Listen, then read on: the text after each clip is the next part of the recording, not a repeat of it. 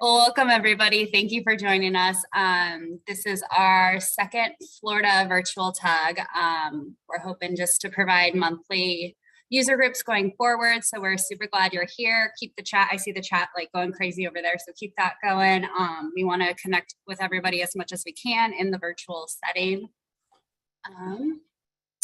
So our leadership team, we have 6 people currently.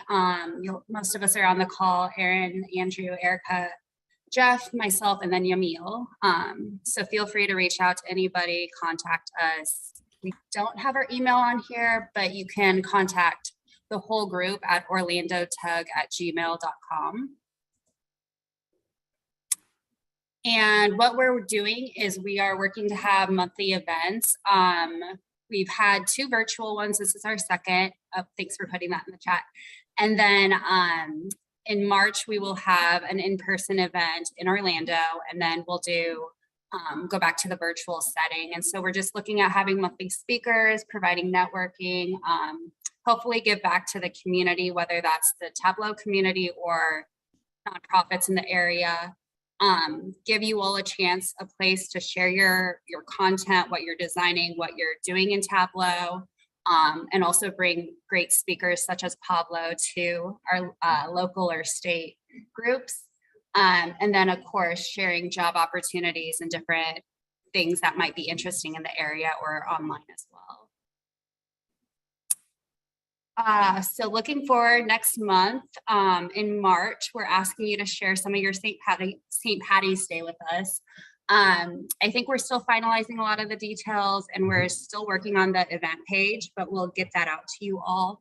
And we're having Chris Towler. He's shared a couple times with us before. He's a phenomenal speaker. I don't know if any of the others on the call want to speak on this. Yeah. Yes. So if you please follow Chris. Chris have the only magazine related to data biz. He published this. He's a magazine publisher too. That's one of his backgrounds, and he have Data for Execs. That is his company, but also the magazine. And he's always posting things like what you're seeing on the screen on his LinkedIn page, and chatting with everyone. He have great content. He's gonna be with us next month in March. Yeah. Yep. And he has worked, I don't have his resume up in front of me. I don't know if he's on the call, but he has worked for a lot of great corporations and companies in the area, in the country. My favorite that he's worked for is Papa John's, but he's done things with SeaWorld and I think Universal and Universal too. Yes. So he's here locally. That's just one of our local data stars here in Orlando, and he lives in Longwood. And he's gonna be with us. Great speaker. Yeah. So you all are welcome to join us, and we'll get those event details out to you as soon as we can. And then in April, we're going to be back virtually. We have Kevin sharing Tableau tips and ones you never saw coming. I don't really know what that teaser is about, but I don't know if anybody else wants to speak to that. Otherwise, join us in April. That'll be a really good one as well. So.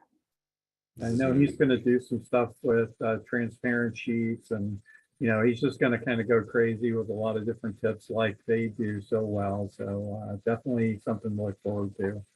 Yeah, and they do the Tableau Twins blog, which has a ton of phenomenal content. So that'll be a really powerful session. Yes, I was going to say that, if you hear about the twin brothers or Sam Masters, these are the guys. This is one of them. I'm telling you, this is going to be incredible. And he's going to give us that time to do a privilege to have him in April. Don't miss that one. Awesome. Oops. So here's our ways to connect. We have a LinkedIn group. It's under Orlando Tableau User Group right now, but feel free to join us. Our email, Twitter, I think we've been dropping that in the chat as well. And then our event pages where you can find out what's coming up, register, etc.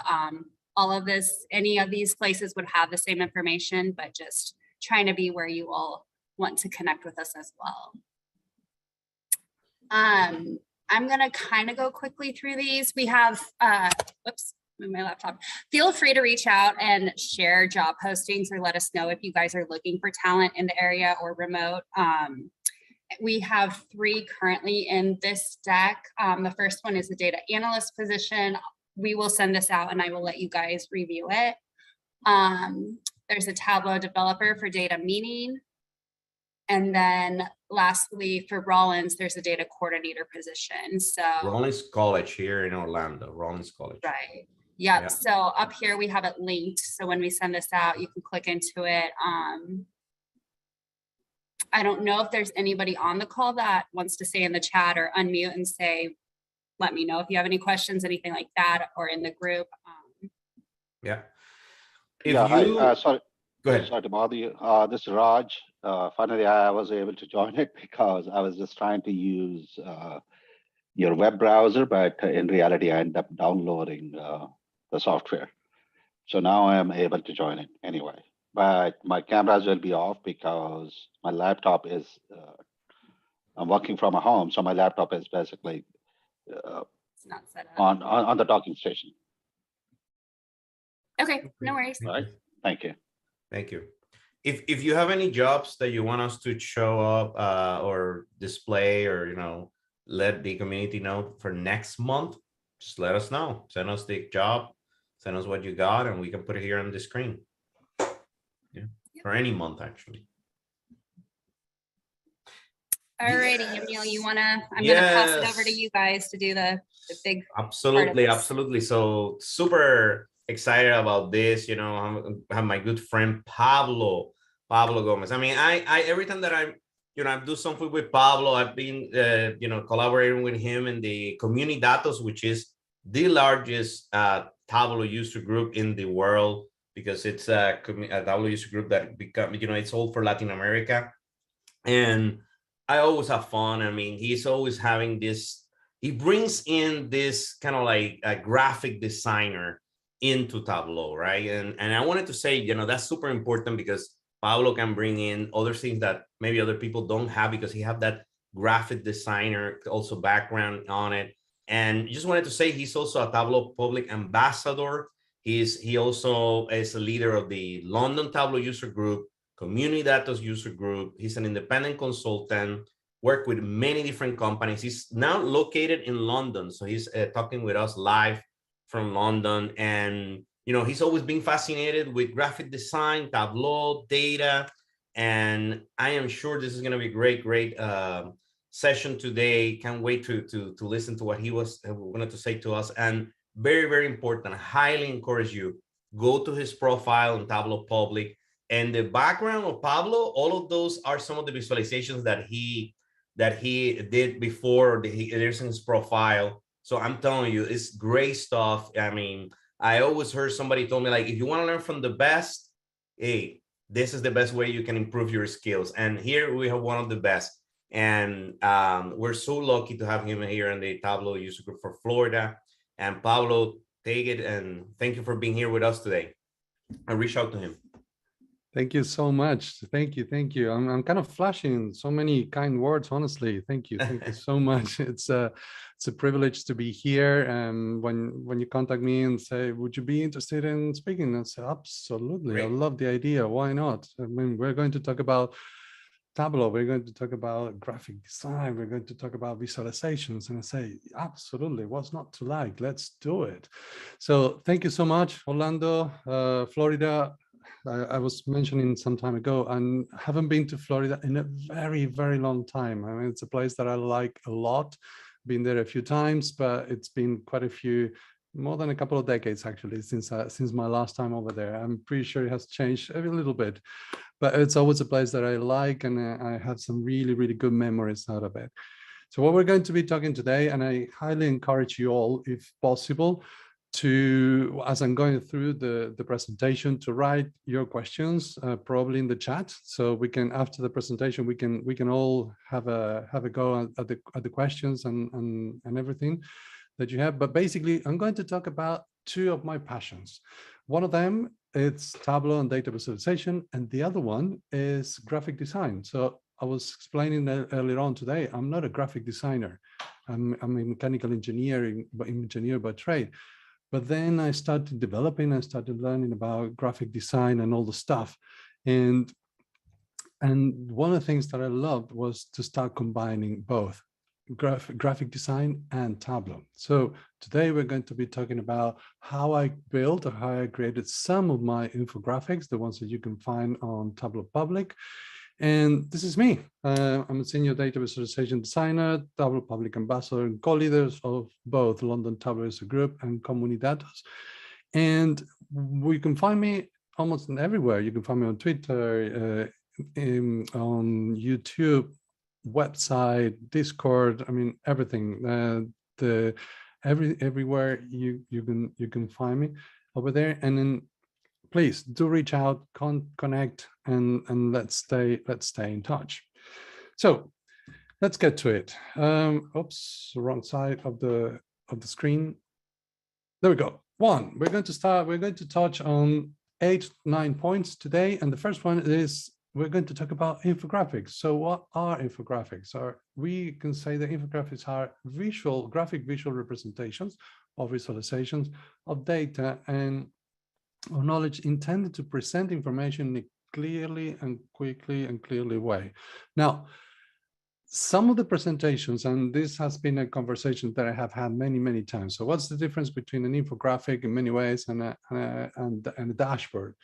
Infographics allows you to actually add a little bit more of text, context. It allows you to explore a little bit more further than the simple dashboards that we usually use and the dashboards that we usually get. So it allows you to go a little bit further on your creation. So how do I build an infographic? And this is my method, and there are probably many other ways to do it, but I'm going to talk through what I usually do. First, you have to select a theme, an idea, and collect the data. So that's the hard part and the boring part, perhaps. You can talk about statistics. You may like sports, politics, music, technology, all sorts of different things. Then you have to start looking for a different style, right? It's different kind of you have to give it a tone to your presentations. You start looking for a color palette, specific typography, visual elements that you're going to be using on your graphs, on your visualizations. And then you start working on different layout, the first mockups, what's going to look like, what we're going to include, black and white mockup.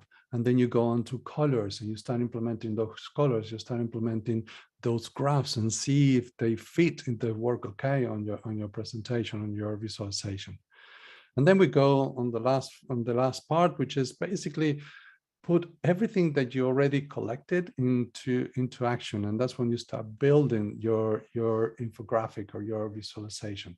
And to do that, you start putting in place every single one of the details and elements that you already found, that you already selected. So let's get started, right? I usually start brainstorming and then brainstorm with other people or other colleagues or people who actually know about data visualization and people who don't know anything about database. Because the idea is at the end of the day, we always have to understand who's actually going to be consuming your visualizations, who's going to be looking at them, right? So I talk to different people and I say, look, do you understand this graph? If I do this or if I do that, would you understand what I'm trying to say? And you start getting some feedback and some ideas whether what you're going to do works or not. And then I start building some of the first mockups, the first ideas. We start putting in place some of those first ideas, right? So we have the theme, we have some of the elements. Let's say we collected the data, we have a massive spot-on, spectacular data set without a flaw. And we're going to start building the first sketch, right? Now, usually what I will do is not here in the presentation, but I usually will grab a normal A4 size piece of paper, a pencil, basically, and start sketching. I say, okay, here goes the header. I'm going to add this information here. I'm going to add a graph here. And I'm going to start building the placeholders or the blocks or where everything is going to go. And this is just a mock-up. It's just a first idea. You will see later on how things develop and how things change along the way while you're building it. But it starts giving you a direction of where you're going at least. So my first mockup will be on a piece of paper. Then I go on to digital and I go on to adding those elements in black and white before adding any simple color. And based on the presentation and based on what we're going to be doing, I introduce the colors later on. And as you can see on the second mockup, there are a little bit more elements to it. I mean, I start placing them in the location, in the place that I actually want them to go. Does the color palette actually work okay? Is it good? I mean, we're looking at human trafficking here, so I didn't want to have any weird or fluid colors or something like that. It has to be subtle. It has to be very very simple. White spaces, those white spaces are super important. It has to allow the flow of the flow of the people who are actually reading it. They need to understand what they're looking at. And if we packed up everything into one single canvas, it's not going to work. So we need some spaces. We need that natural flow to go ahead on your infographics. And then obviously we have the final product. So as you can see, you have 3 stages here of one visualization, of one simple infographic. And by the way, you can find this infographic on my Tableau Public profile. You can download it and you can start breaking it apart and see how I did each one of those elements, how I built each one of those parts. And I totally encourage you, go and find it, download it onto your Tableau desktop and start breaking it apart. That's the best way to actually learn how to do these kind of things.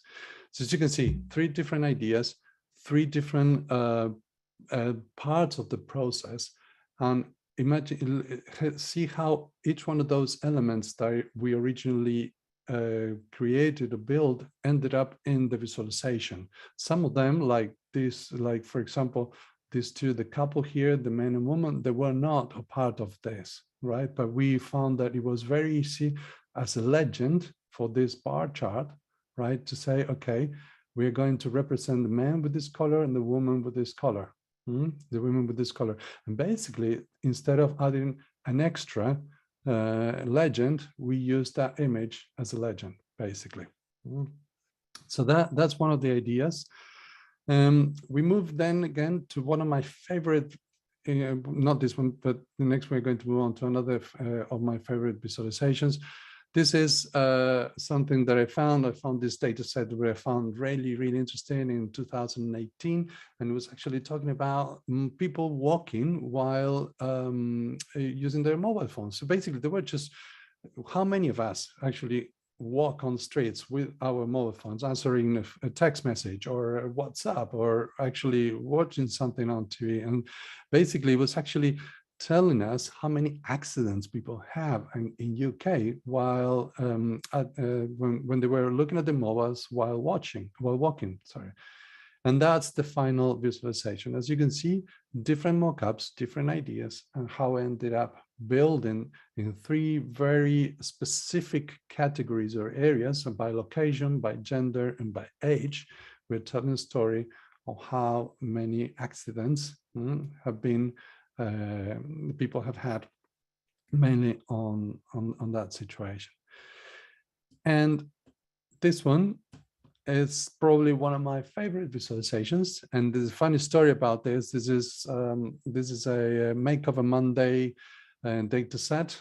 I think it was in 2018, if I'm not mistaken. I think it was, yes, 2018. For those who don't know, Makeover Monday is a project they used to run on a weekly basis. We ran for about 5 years. And every Sunday or every Monday, they will release a data set and people around the world will actually visualize that data set in a completely different way. So it was fantastic. It was a great exercise, and I have learned a lot from participating on that project. And basically, what she had was the opportunity to actually visualize data sets in everyone in a completely different way.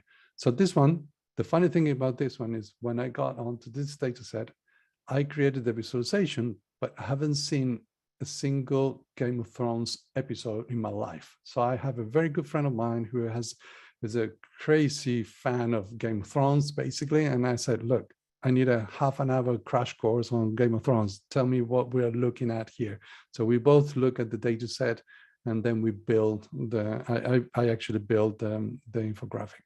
So as you can see, you have two different layouts of what the infographic was going to look like, a third one and a fourth one. And when I look at the fourth one, when I saw this one, I said, yes, this is the one that I'm going to look, what we're going to build. And the final infographic that we built is in here. And the funny thing is the whole data set was mainly about all the killings in the eight seasons series of Game of Thrones. But I found out that I realized basically that the top 3 killers were women, right? And I just simply focus on those 3 women. Then again, you can download this one from my Tableau Public profile if you want to, and we're going to go into more detail how this one was built. But that's another thing that I would like to stress and focus on this presentation. You always have to deliver message on your visualizations. Not because you have a massive data set, you have to put everything into one visualization, into one dashboard. Just focus on the message that you want to bring across. And in this case, for me, were these 3 ladies. And I focus on that, and I disregard the rest of the data set. And that's a perfectly valid situation. You don't have to put everything into one single dashboard or viz. You can focus on something specific, and that will be absolutely fine as well. Number 4, so we have the color palette, we have the mockups already, we have the typography, the graphic elements that we're going to be using. So now the fun part, right? Now we start building everything in Tableau. Now is the moment that we say, okay, let's see if everything that I have already collected actually works. So we start, as I mentioned before, we start with the color palette. This is July 2019, basically Game of Thrones visualization. And we build this map. And instead of using the normal image of photos of the 3 ladies, I created some sort of a layout or contour of their faces, and built also the arm of codes as well, coat of arms, everything in there. We built the map with all the killings and each one of the killings around the different parts of the map and where they have occurred. This is the other one, the human trafficking. This is part of the Visual Social Good project. Then again, color palette, very sensitive topic, very, very, very important topic. I didn't want to show real faces of real people, so we created this color palette, and we represented men, women, and the different people with this sort of kind of a graphic elements of each one of them. Basically, mainly out of respect for everything that's happening out there and still happening. It's a very sensitive topic.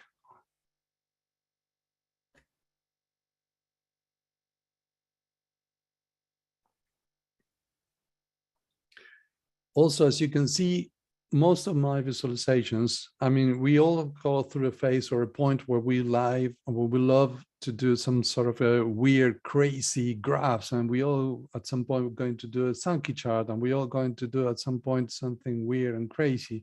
And we're going to follow some of the those tutorials online, and you end up saying, okay, I did it. Finally, I did it.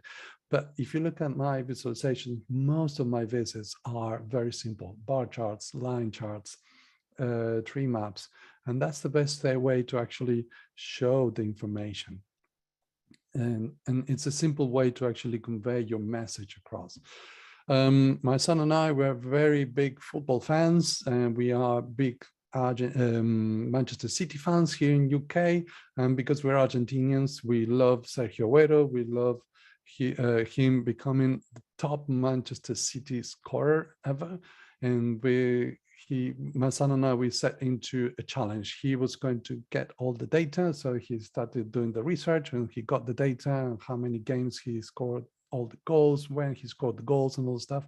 And I set myself to actually build the visualization of the infographic. And to do that, what we did is we got the color palettes and very simple typography, and we started building it. We started putting everything together. We moved the background of Sergio in the ground, in the football ground. We started building it, adding elements, everything that you can add that will help you visualize the information much better and simple. This one, we truly believe, my wife and I, we truly believe that teaching children to code at a very early age helps them very much. In fact, a couple of weeks ago, I was listening to an interview of a boy here in UK, in London, that sold they made $400,000 selling NFTs on OpenSea. And basically what he did is he created a script, he coded everything on Java or Python, if I'm not mistaken. I think it was Python, if I'm not mistaken.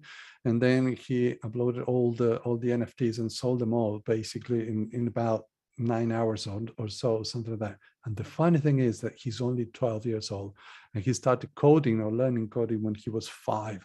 So it's a great way for them to actually learn, be creative and all that. So my son, who's 12 years old, he actually has his own Tableau public profile as well. Sometimes we do visualizations when he's in the mood as well. So I totally encourage people to do it.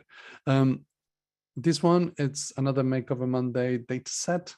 I wanted to actually show all the fatal attacks, bear attacks in North America, Canada and the US. But I didn't want to show the normal pictures of the bears. So what I did is we created these polygon bears, as I call them. We call them the polygon bears. And I used that one as part of the visualization. And then we put everything together, like the claws and very simple line charts and bar charts or rounded bar charts, basically elements. And we're going to go into detail on how to work with all this in a few minutes, very soon.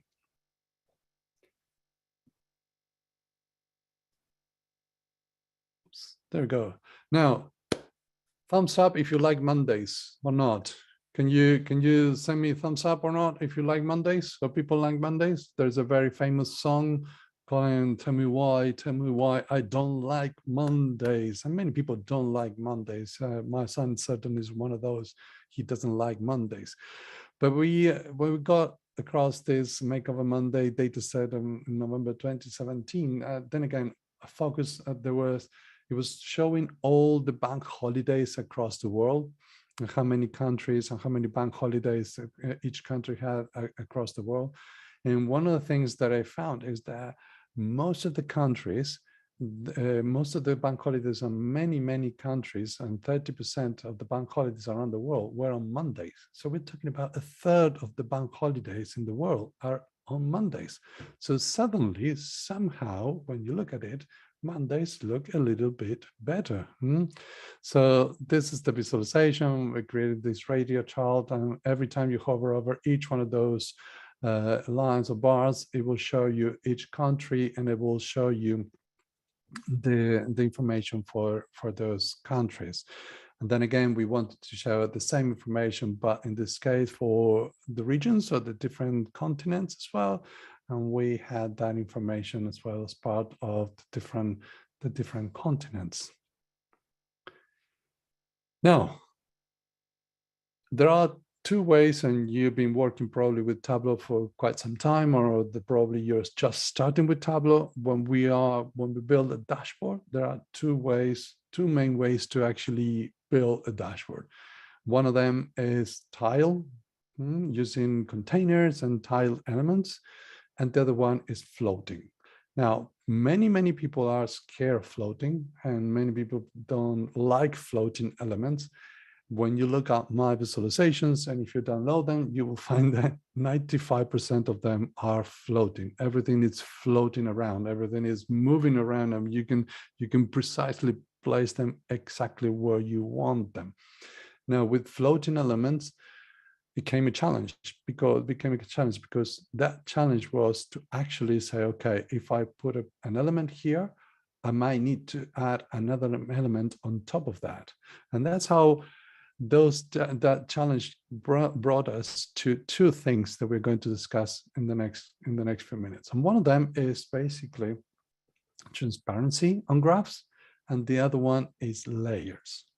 So floating elements are super important, right? So this whole visualization of Sergio Agüero is everything is floating except for the background, right? Everything else is floating, right? There's no tailed elements in that visualization. Now, transparency, good or bad? And I remember having this conversation with Francois some time ago when they were just about to release the transparency on graphs.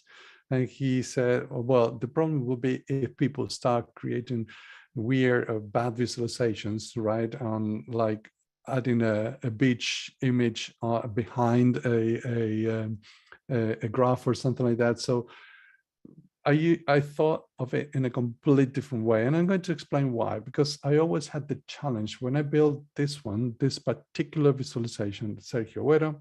The main challenge that I had was that I actually wanted this leg, his right leg, to go over the dashboard, the graph, sorry.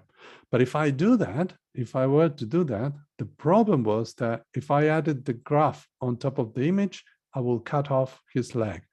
And if I added the image on top of the graph, I will be losing all the interactivity of this top part, right, of the graph. So people who will be hovering over here, for example, on these bar charts, it wouldn't work. So I had to, and this is 2017. Tableau in 2017 was different than it is now. And so I had to come up with an idea, right? I started by placing the image of Sergio Agüero in the background. I added the graph on top of it, and that was the problem, as you can see. Yep. So the graph, there was no transparency back then, so the graph was cutting off Sergio Agüero's leg. So I said, okay, I have to be creative here. So what I did is I took Sergio Agüero's photo onto Photoshop. I cut his leg off, and I actually added his leg as a third layer. So we had 3 layers there to create that simple, and I'm going to show it again, that simple image. So basically, the first layer will be Sergio Agüero's photo. Second layer on top of that is the graph. Third layer on top of the graph is Sergio's leg. Now, today and nowadays with 2021.4, it's very simple. You just say, you know what, just remove the background of my graph. Simple, very easy, no problem at all, right? But back in the day, we had to be very creative to do all that. And so, yes, Tableau, thank you so much for transparencies. That and copy and paste on dashboards, probably one of the 2 main features that I love the most about it. And I was just talking about layers. So layers is something that you need to consider every time you're working with floating elements. And the reason for that is that layers means nothing more, nothing less than that. I mean, elements on top of each other, one element on top of the other.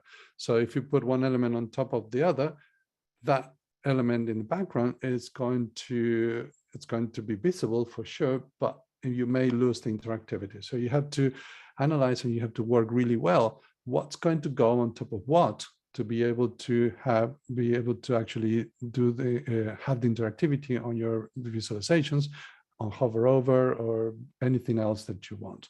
So for that, on this one, we had 4 layers. As you can see, a background image, the interactivity of the locations, the text, and the line charts, as you can see. All of them working together build the simple image or the simple visualization that you have seen, that you can find on that graph.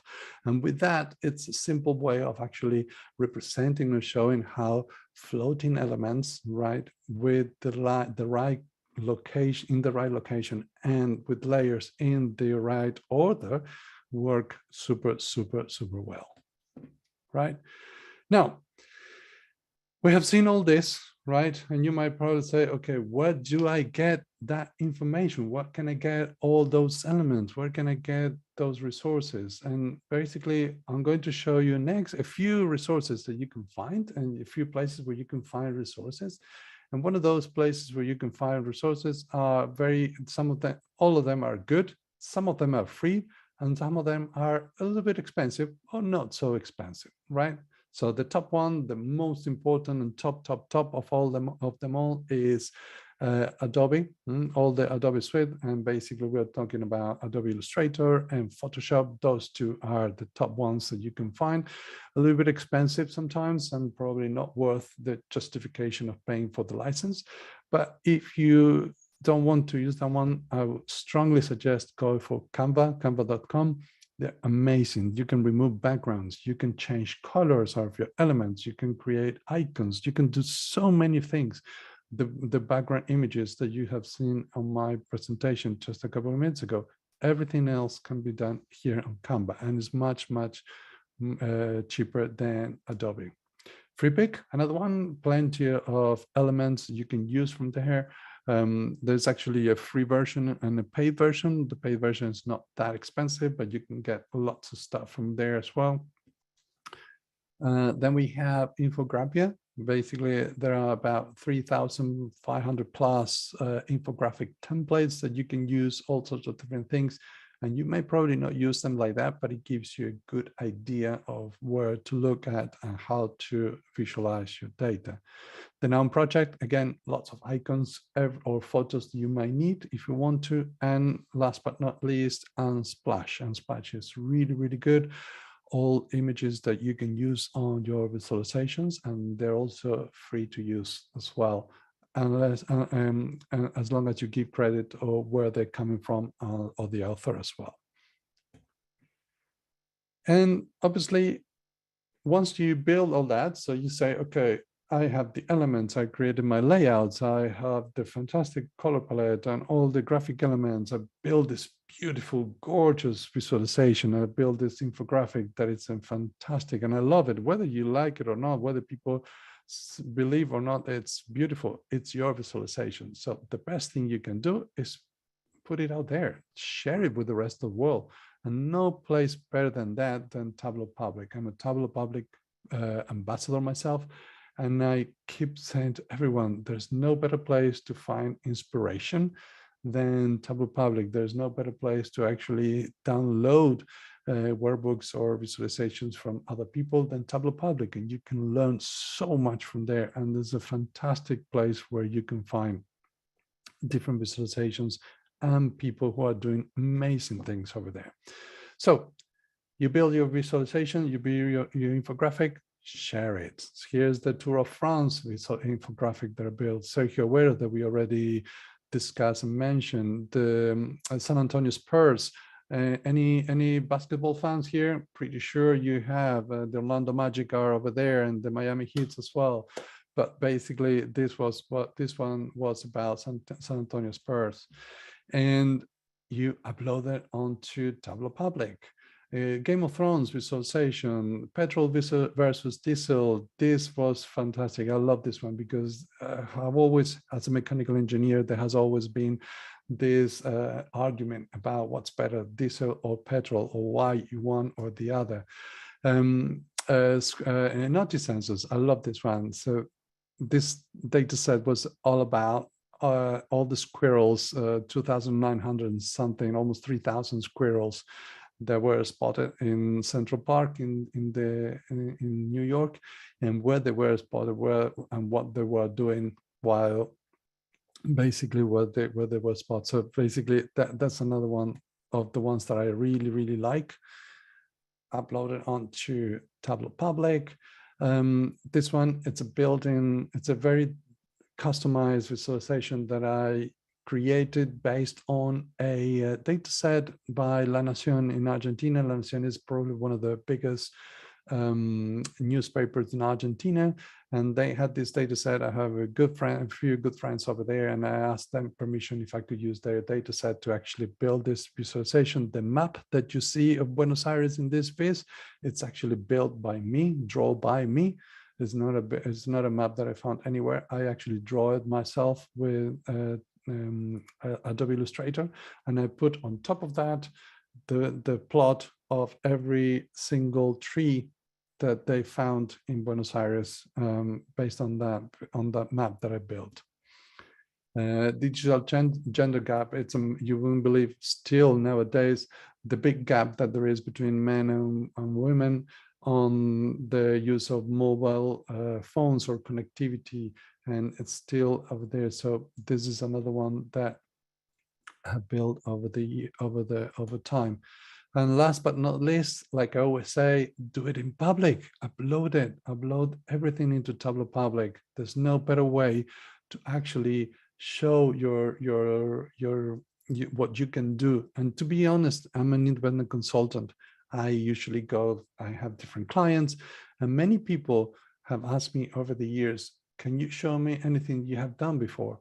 And one of the things that I love the most about Tableau Public is that I can redirect them to my Tableau Public profile. In fact, when I send my CV somewhere, when I send my CV to a client or a potential to fulfill a potential position, my CV, my resume has my Tableau Public link over there. So people, recruiters or agencies or anyone who actually receives my resume, they can go to my Tableau Public profile and they can actually see all those visualizations by themselves.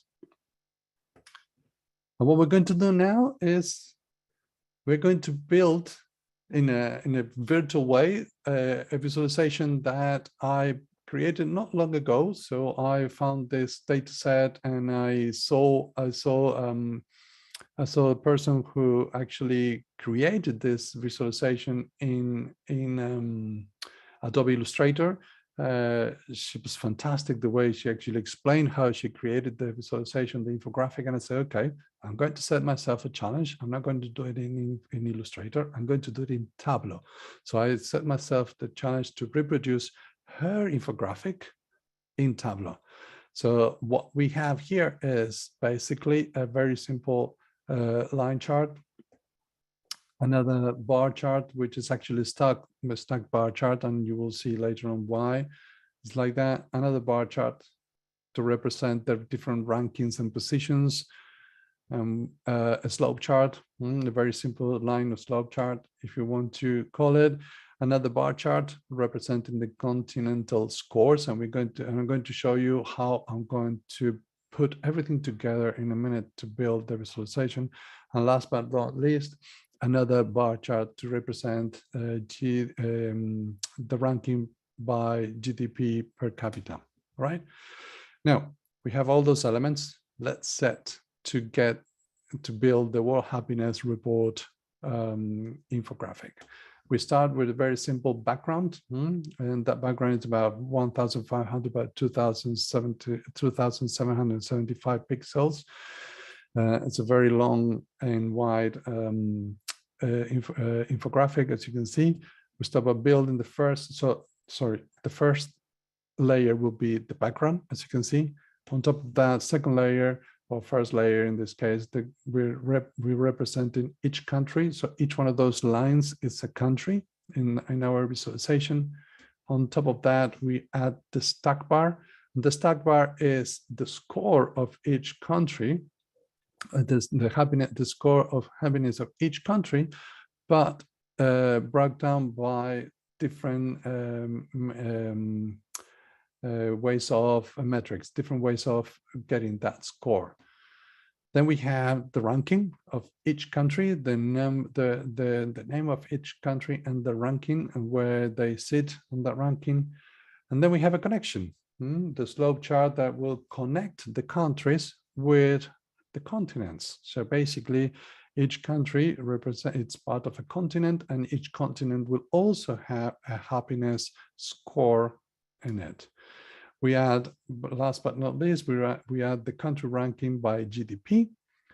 And then obviously we start adding reference to it. So we add different information. So what's the World Happiness Report about?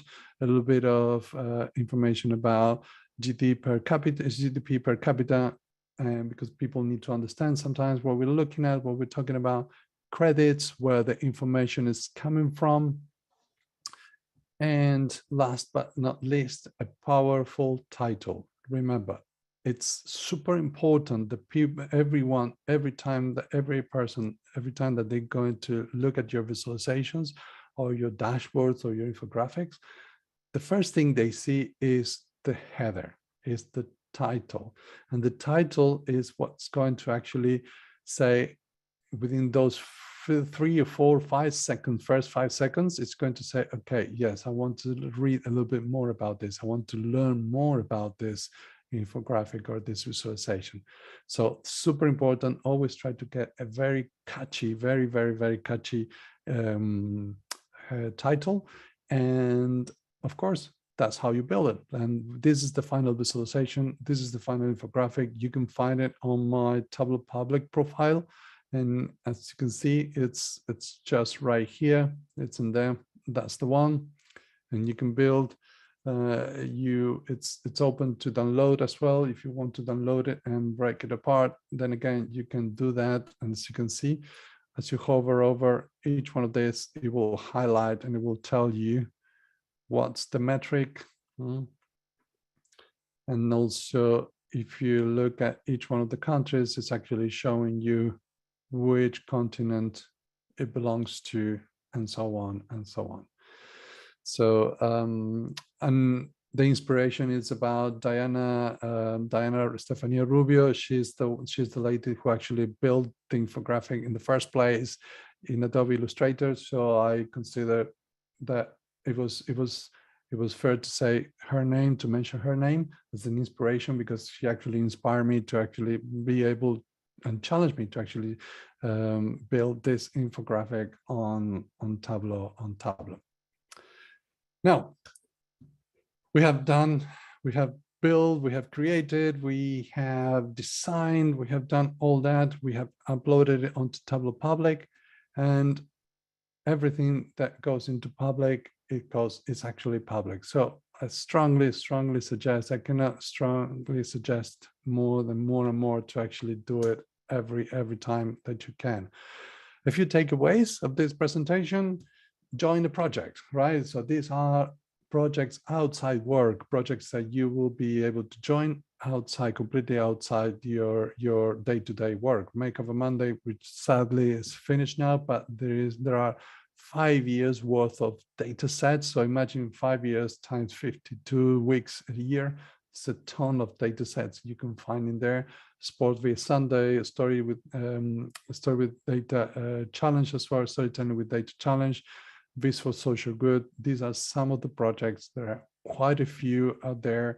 There's a dedicated web page, Tableau page, where you have all those projects as well. So go ahead and check them out. Create your Tableau Public profile, download visualizations, and get inspired. Nothing better, nothing more interesting than that. And last but not least, never stop visualizing, never stop visiting. Keep on doing it. You might say, I'm just starting, my visualizations are not that good. It doesn't matter. We all were there at some point. We all started at some point. In fact, when you go to my Tableau Public profile, the first 5 visualizations, and I'm going to show you fairly quickly, my first 5 visualizations are still there. You can see them, you can find them. And you will say, they are horrible and I don't like them, but they're there. And the truth is, these are 1, 2, 3, 4, 5. So these are the first 5 visualizations that I uploaded. And they're horrible. I never even bothered to change the colors, the original colors that came with the Tableau, the default colors. But I left them there because they all show your progression. They all show how you have learned, how you have improved over the years. So don't be afraid. Publish. Don't be afraid about. Don't feel bad about what others are doing.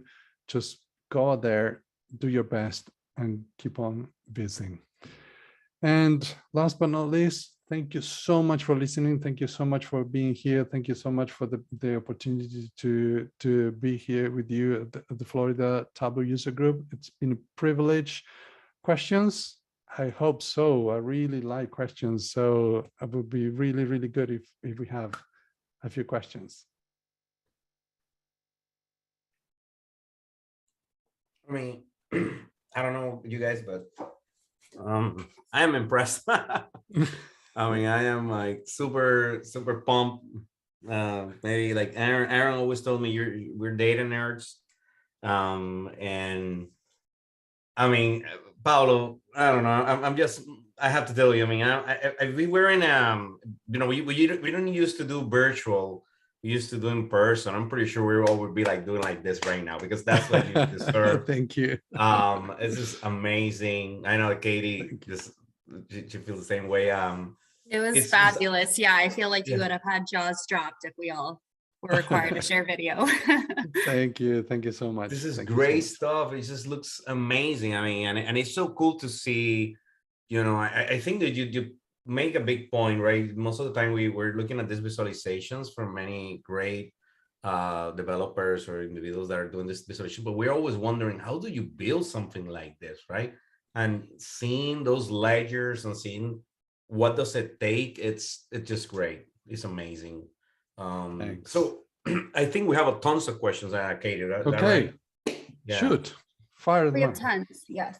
Good. Or if Jeff, if you see any questions you want to ask Jeff, just I guess I'll chime in. There were a lot of questions about the resources you used before you got to that resource slide. But afterwards, someone asked the question of, well, if you're kind of starting and you don't have a graphic design background, how do you learn how to start using those resources? That's great. That's a fantastic question. Again, I'm not a graphic designer. I'm a mechanical engineer. I ended up learning along the way, and it took me a long time to actually learn. Not only how to use a tool, anyone can learn how to use a tool, but learning the basic of graphic design, that's a different story. So I have a ton of books that I have, you cannot see here, but they're over there, basically, here in my house. I suggest you, irrespective of the tool you're going to be using, if you want to learn about graphic design, learn graphic design. I mean, read books about the theory of color, read books about typography, and not every typography is good for different visualizations of what we design. So learn about spaces, learn about all that kind of interaction, about elements and all that kind of stuff, right? So it's about learning in your own way, in your own time. In terms of a specific tool or specific resources, from the ones that I show you, the top and the king and the queen and king of the graphic design are the Adobe products. But to do that, you have to learn how to use those tools, right? But not only learn how to use those tools, you have to know graphic design, right? So because they're blank canvas, basically. You can do anything you want, but you have to learn. First, you need to know what you're going to do, and second, you need to know how you're going to do it. Whereas in Canvas, which was the second Canva, which was the second option, canva.com, it's a very simple web tool that you can use. You can register for free and you can use it for free unless you want to pay for it. But they have tons of designs. They have so many designs. So all you have to do is start changing either colors or text or even fonts or even changing the image in the background, that kind of stuff. So they have way too many pre-built-in designs that you can use, and those are the best. So if you don't know anything about graphic design, I totally go with Canva first, get the grip of it, start learning, start developing. And also once you learn all that, then you move to the big leagues or the other big boys out there.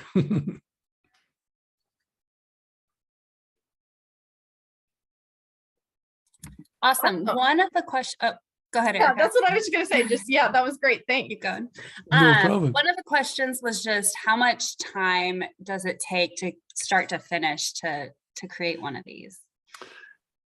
Like everything in life, same with this one. When I don't know if you can say it because of the Rubik's Cube. I mean, the first time that I learned how to do to solve the Rubik's Cube, it took me about 2.5 hours to actually do it. And then I practiced and I did it in less time. And now I can do it in less than 3 minutes. And yet still it's not as fast as many people. Many people will do it quickly. Same thing with visualizations and graphic design. It can take a lot of time at the beginning. And then once you get the grip, once you learn how to use the tools, once you find your way, your methodology of working, for example, because when you're working with floating elements, you have to have the precise coordinate of the elements or where they're going to sit along your canvas, along your visualization. So that takes a lot of time, honestly. That takes quite a lot of time to actually get the grip of all that. But the more you practice, the more you do it, the easier it gets. The faster and the easier for you to actually visualize that in your head and then put all that in practice. The question that I usually get is the Game of Thrones visualization, which is one of my favorites. How long it took me to do it. From the moment I started to the moment I actually finish it, with breaks in the middle, of course, I was working, I have a family, dinner, sleeping, and all the stuff. Probably it took me, if I count all the hours, it took me about 16 to 20 hours work to actually build all that from scratch, from the idea to the moment I actually hit the button and it went on to Tableau Public. So it's very relative, and if you are very meticulous like me or very into detail, you will always find something that is not ready to be published. So at some point you have to say, okay, I compromise, I have to publish it, otherwise I'm going to end up continue working with this for a long time. But it's very, very, very particular each time or each situation, honestly. Makes sense. Any other questions? More questions? Yeah. There was one about what sites or where do you go to find color palettes? I don't know if you addressed that when you had your different. Oh, no, I didn't. resources. No, Okay. that's true. I didn't. I do have a book which is called The Theory of Color Design, if I'm not mistaken. I don't have it right here with me. It's in my bookshelf over there. See if you can find it. That book is fantastic. So they show everything about marketing, how over the years, how they have used different colors in different scenarios, and they also bring different color palettes that work really well all together. But I usually find inspiration on anything, from a sofa, from when you're walking on the streets and it's autumn and you see the leaves red, yellow, and all the stuff. And I do have an application on my phone which is called Capture. It's part of Adobe, but it's free, so you can actually use it without a problem. Capture. And what it does is you can take a picture of something that attracts your attention, and it will identify the different colors on that picture. So it gives you an automatic color palette, and it gives you the hexagonal color codes as well. And you can move around the different areas where you want the colors to be part of and all the stuff. And also you can use because I'm into the Adobe elements and all the stuff, the Adobe suite, the Adobe color wheel as well. That's super interesting, super good. You can find a lot in there. But inspiration, day-to-day life, honestly, anywhere, anything you see, there's color out there. So yes. Can you say again the name of the book that you mentioned? Let me see if I can find it. It's, while I'm answering another question, it's The the theory of color, if I'm not mistaken. Eric, is there any other question over there that you saw? There were many. It's just I think we have to go up. Katie, you have many questions, right? Yeah, I You- compiled them. There's one asking if you use Tableau extensions at all. I don't know if No. you want to get into that. No, okay, easy. But not for any wrong or particular reason. It's just that probably I'm more old school kind of a person. So I learned to use Tableau. I started using Tableau in 2013. Wow. Back in the days, yeah. So it's many years ago, and Tableau back in those days is not what it is now. So I kind of learned the old-fashioned way how to use Tableau, and because I learned there were no extensions back then, there were no transparency. There were still Tableau was an amazing tool, even though with the different limitations and things that couldn't do, it was a fantastic tool.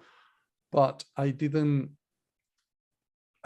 start with Tableau nowadays. So I started in the old days. So I kind of never use extensions for the simple reason that I learned how to do everything the old way of the old school, basically. But nothing wrong with extension. I think they're super powerful if you can use them without a problem. Let me ask you a question, Pablo. There was a question, and I had the same question from Brittany. Yeah. She's saying, what tools are you using to create or tweak images?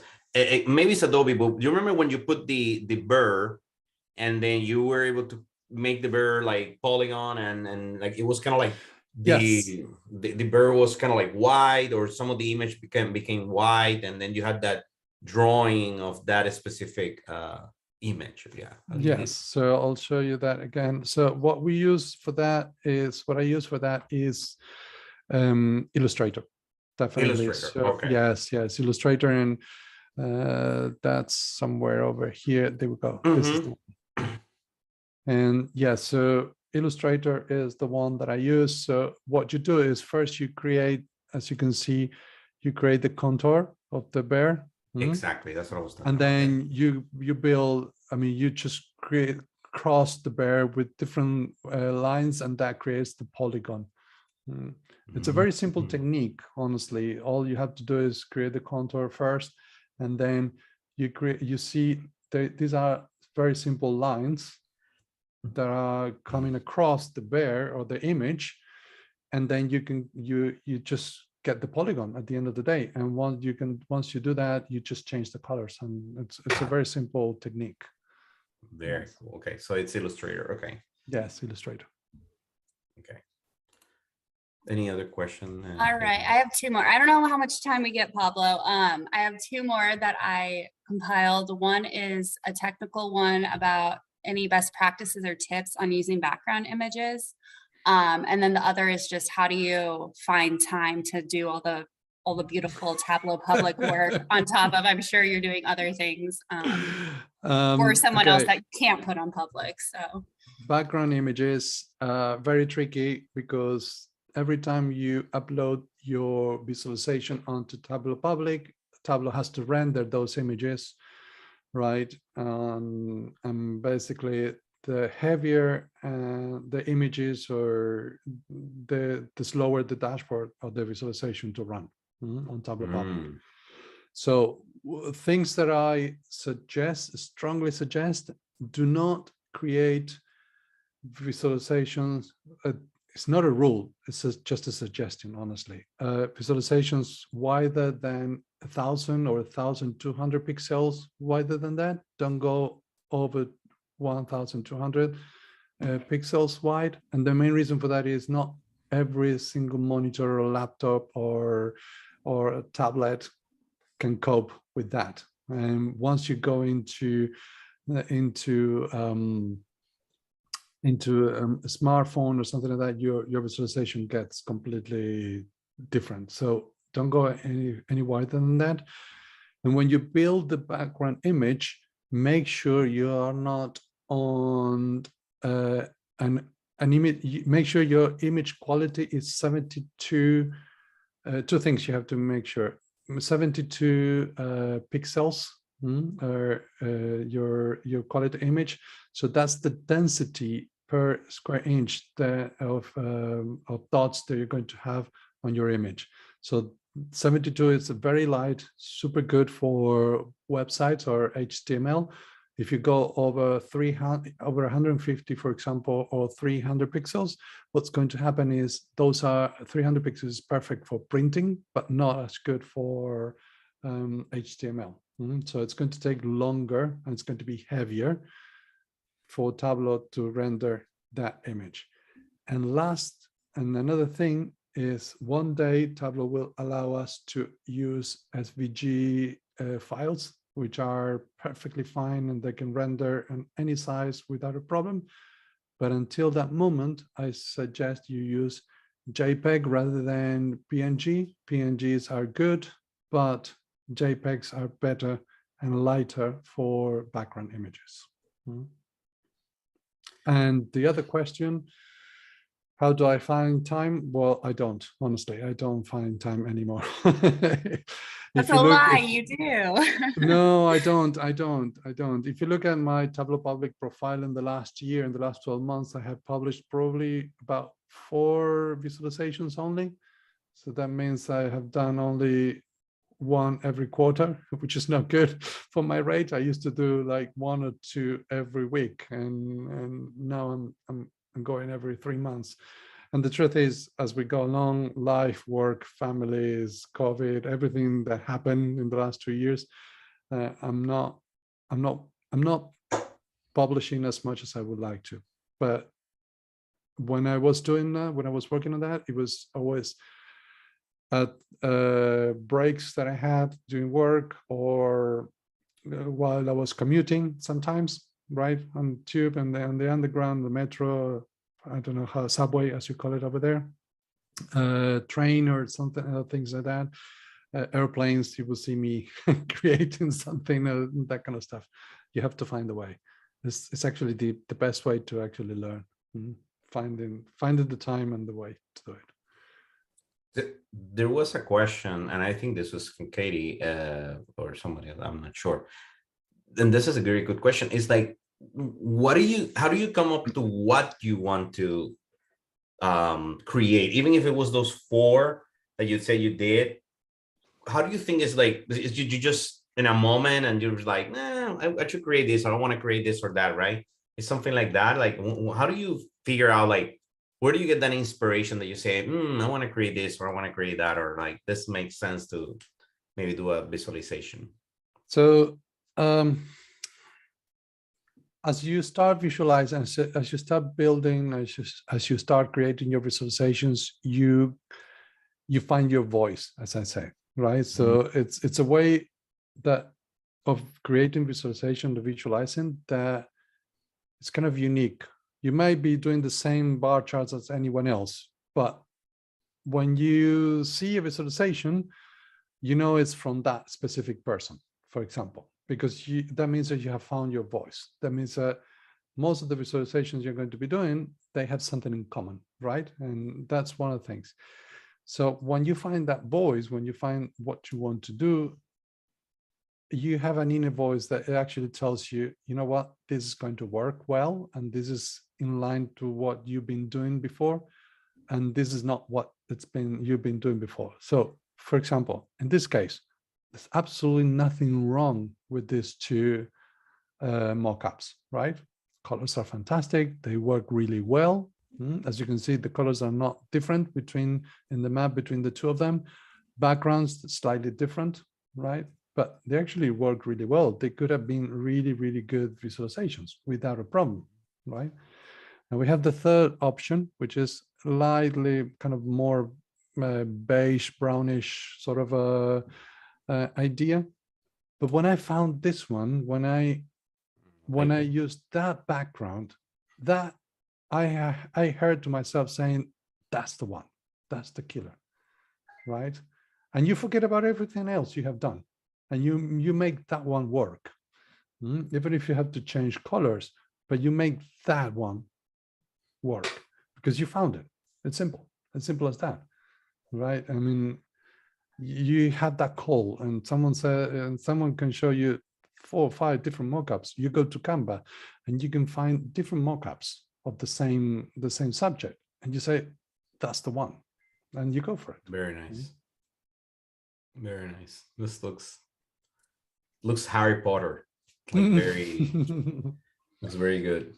I think, Katie, you have 2 more questions. I know. I feel bad. I'm glad you're drinking water because I'm like, you have to be so parched. We made you talk for so long. No, please go ahead. And I know it's your evening, so I want to let you go, but we have 2 ones and then we'll call it. Shoot. Okay, first one, dashboards should be no more than 1200 pixels wide. What about height and length, or height, length, same thing? Oh, height, well, just go crazy. Go bananas. Camille, you have full permission. Yeah, go bananas. Go bananas. Because, I mean, when we grab a phone, what's the first thing we do when we grab a phone? We use We our just do phone like and we this, start right? scrolling down, right? So it's a natural thing that we do nowadays.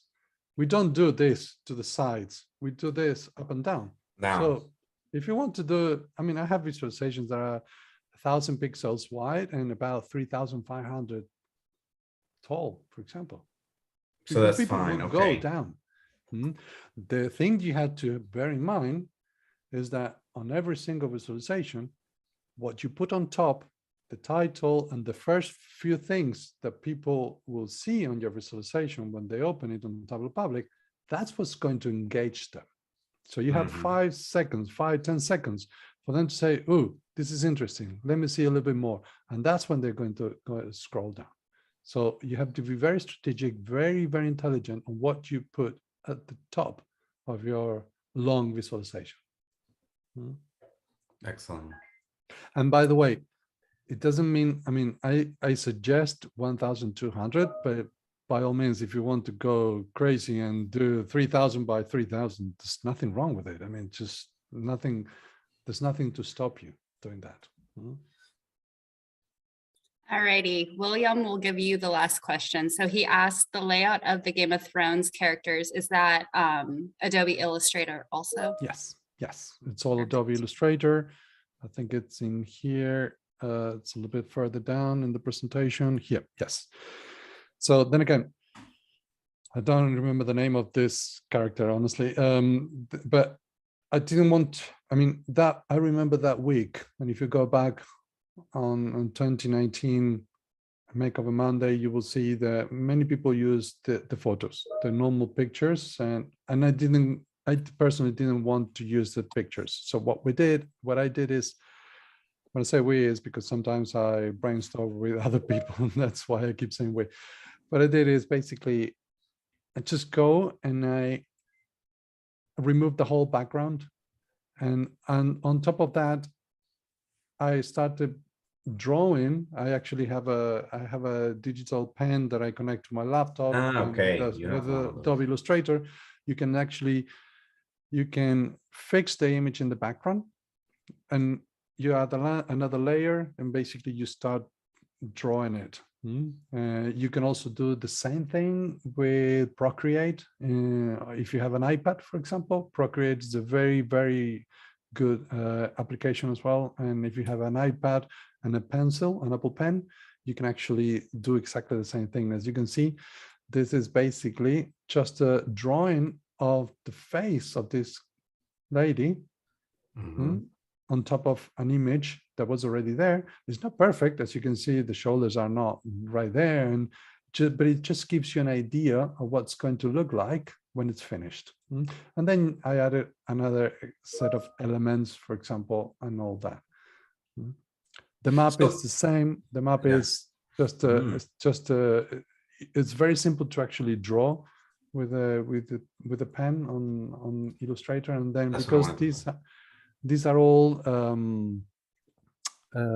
lines that you can actually move, and polygons, and you can actually reshape them if you did something wrong.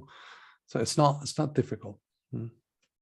So Pablo, in this one for the lady, you actually did it with your pen, right? And you draw it in your, okay, that's what I'm, okay. Yes. And as you can see, it's actually showing you, I did it, and basically then it's actually showing you how you build that, You create the second, the other half, then you add the neck, for example, and part of the clothes, the eyes, the nose. And it's not perfect, but it gives you a very good representation of who that person is.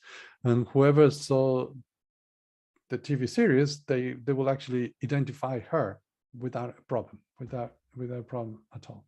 Mm-hmm. And that's something you can do with any picture. You just grab any picture, right? You can find or any a picture of yourself as well, and you just start creating that contour, for example, that idea of how to do it. Mm-hmm. Very cool. One more question. Any other, Katie, or? Well, they just asked if the shield was drawn freehand, but Yes. No, I thought we were- that shield is not freehand. That shield is actually, I had to ask my friend who's a crazy fan of Game of Thrones. I said, where can I find the shields? Because I have no idea. And to be fair, he actually helped me building them, because I was actually looking at the data set I was doing. So the shield and the map was built by him. He's a graphic designer. He's awesome. He's a really good friend of mine. I said, look, I need your help on this. Can you give me a hand? And he actually draw both the shield, the coat of arms, and the map. Very cool.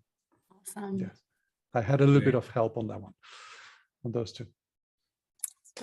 Have you? That's one question from me, and this is it. Have you ever used the Figma? We heard that a lot of people are in the community using Figma. Yep. Now, I have not used it, but I just wanted to ask you.